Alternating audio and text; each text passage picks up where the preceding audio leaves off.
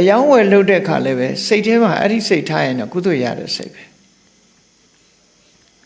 ဥပမာဆွဲတာတွေရောင်းနေဆိုလို့ရှိရင်အေးဒီဆွဲတာလေးတွေဝတ်ပြီးတော့လှလှပပ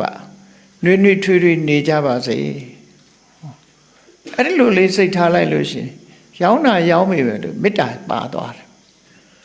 မေတ္တာကကုသိုလ်ဖြစ်သွားပြီဘယ်ပစ္စည်းပဲရောင်းတို့ရောင်းတဲ့ပစ္စည်းမှန်မှန်ကန်ကန်ရောင်းတာဖြစ်လို့ဒီပစ္စည်းကိုအသုံးပြုပြီးတော့ချမ်းသာကြပါစေမသိနားမလဲရင်လည်းဈေးကြီးတာနဲ့ဈေးနေတာကောင်းတာနဲ့ညံ့တာနှစ်ခုဒါကတော့ကောင်းတယ်ဒါညံ့ဒါကတော့ဒီဈေးဟိုကတော့ကောင်းလို့ပဲဈေးပေးရတယ်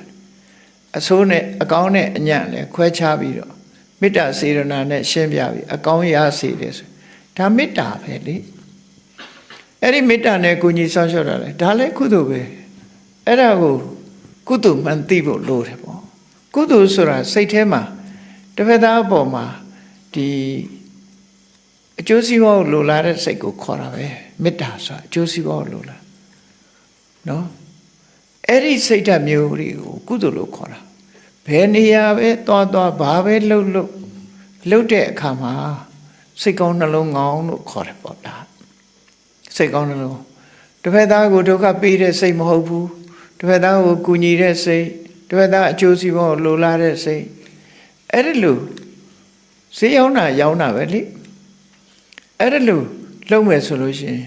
အလုံးလို့ရင်ကုသိုလ်ကောင်းမှုတွေဖြစ်တယ်ဒါမြတ်စွာဘုရားရဲ့အဆုံးအမဒီတိုင်းပဲစီးပွားဆိုတာရှာရတယ်မရှာလို့မရစီးပွားရှာမှရလာတဲ့စီးပွားနဲ့ကုသိုလ်တွေထပ်တိုးပြီးတော့လုံးတယ်ဒါမို့ဘုရားကိုယ်တိုင်ကလူဖြစ်လာလို့ရှိရင်မျက်စိတစ်လုံးကစီးပွားရေးအမြင်မျက်စိတစ်လုံးကကိုချင်းတရားအမြင်